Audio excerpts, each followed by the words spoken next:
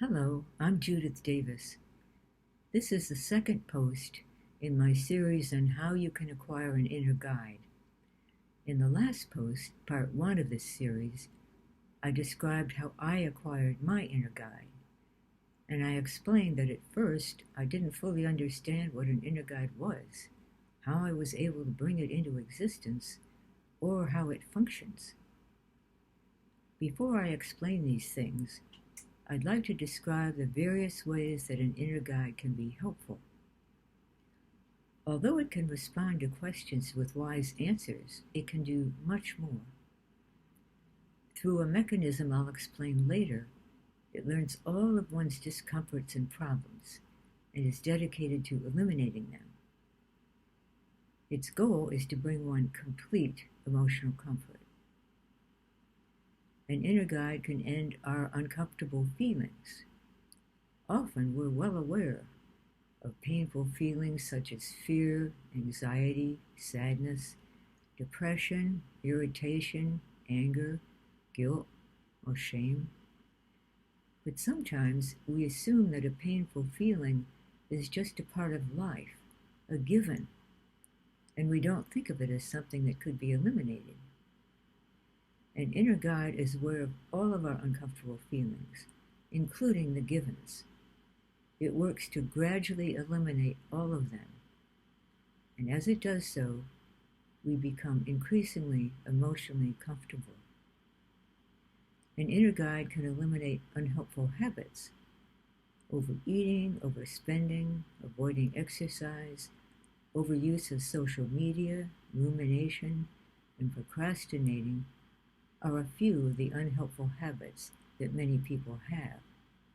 And here too, a person might not even think of a certain activity as an unhelpful habit. An inner guide works to gradually eliminate these habits without causing a feeling of deprivation. Rather, a person feels liberated from the unhelpful habit that no longer burdens them.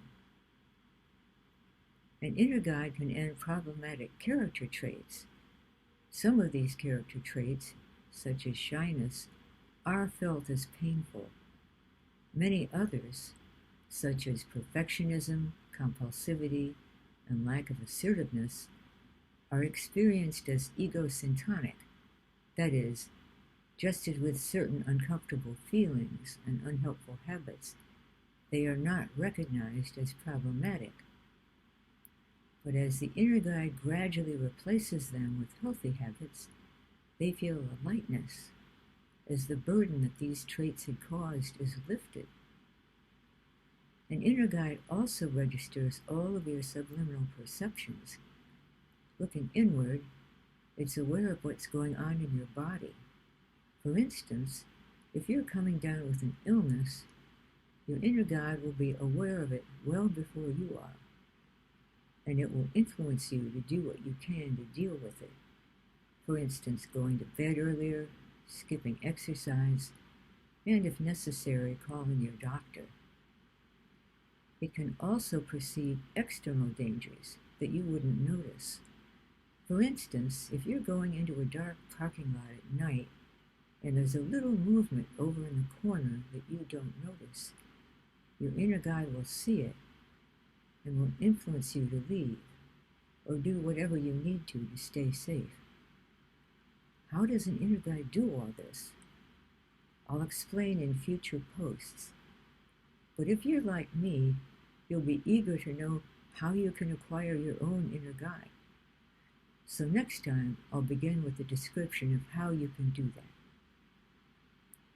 If you want to acquire your own inner guide, you can begin by learning how to do self-hypnosis regularly.